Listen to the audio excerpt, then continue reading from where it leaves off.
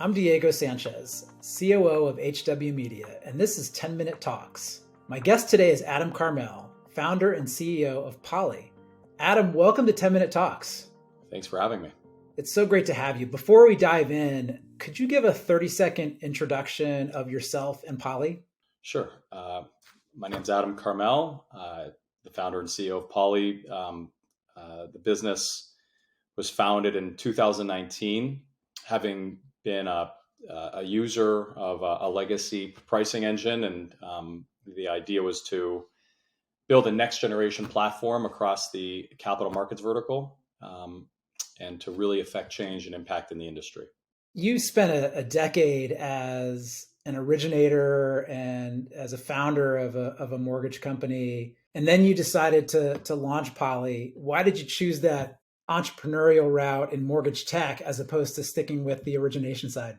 That's a great question. We had at the mortgage company that I had started had tremendous pain using legacy solutions, and we had built a replacement pricing engine, a proprietary pricing engine at that lender in 2015-16, and then we ran this whole evaluation in 17 and 18.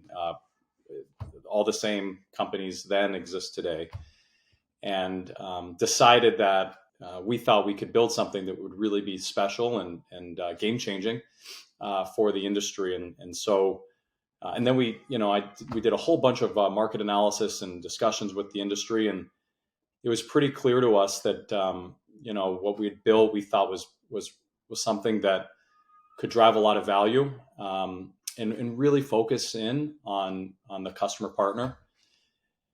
And so in 2019, we said, okay, why don't we go and start Poly and try to make it such that the thing that we were most proud of, we could give to the rest of the industry, and they saw the same value and demonstrable ROI that we had seen over the previous few years.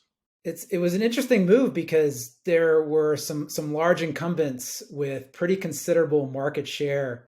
Why did you think that you could break through? What was your plan to take market share away from those incumbents? We really, honestly, at that time, didn't think that it would be possible. Just a lot of respect for what those companies have been able to achieve. But to us, it's really about driving value and partnership and ROI. And so we just figured that if we can continue to innovate, if we can innovate and continue to innovate and be extremely customer focused, listen, learn, how do we drive value? What can we do better, differently?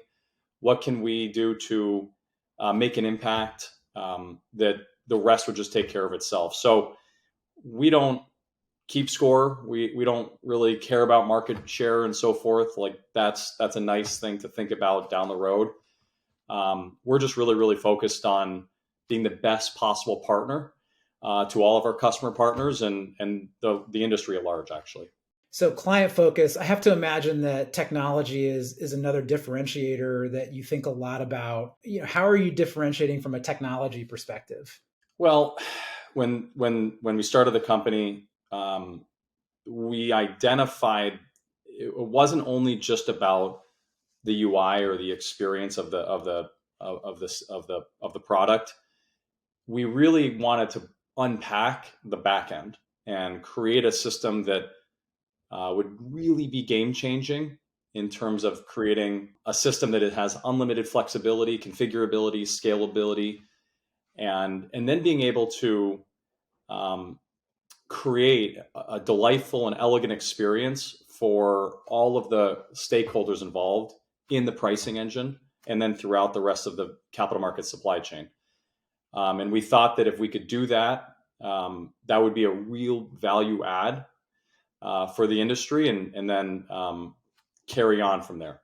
You've made some pretty big hires recently. Parvesh Sahi as CRO and Cheryl Messner as Chief Customer Officer. Why are you building out your executive team, during this pretty difficult housing market? What's your strategy there?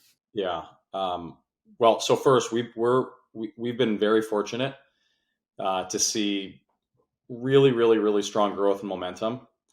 And as we think about how to build the company and continue to focus in on the customer partner and deliver ROI, kind of all of these founding principles, it became really clear to me over the last year plus two that we can't focus in on the moment. We need to think about what are our strategic goals and initiatives over the next 5, 10, 20 years.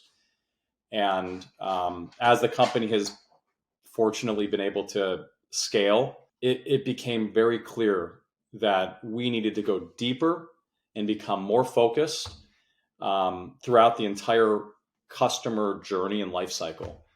And by being able to partner with Parvesh and Cheryl and others, we hired Luke, our CTO, and Olivia, our VP of People, and others.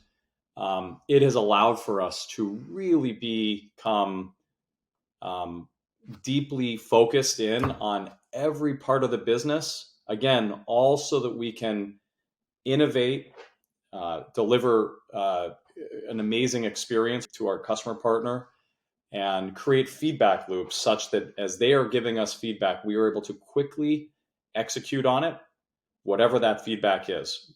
And as you think about growth in the rest of 23 and then 2024 with this great new executive team, a lot of really strong folks that you've hired, how are you thinking about continuing to scale up and win market share in this difficult housing market? At some point, the housing market's going to turn and it'll be back to a hot market. But it seems like you're building for the long haul. Like, what's your strategy? Yeah, it is a very difficult market. But of course we're real focused on how can we help lenders, banks, credit unions drive down their costs through workflow automation and other things, increase their revenue per loan through our platform. Everything we do has a long-term focus in on it, and we're very acutely focused on just continuing to innovate, continuing to think about, okay, how do we not think about small little incremental changes to our product and how that relates relative to the competition, but instead, how do we think 5, 10 years from now on how can we really create a massive impact and really, really, really strong ROI for the lending community. And so we don't need to focus on the current challenges in the market. Everyone knows the mortgage industry is highly cyclical. We just want to be a partner no matter the cycle.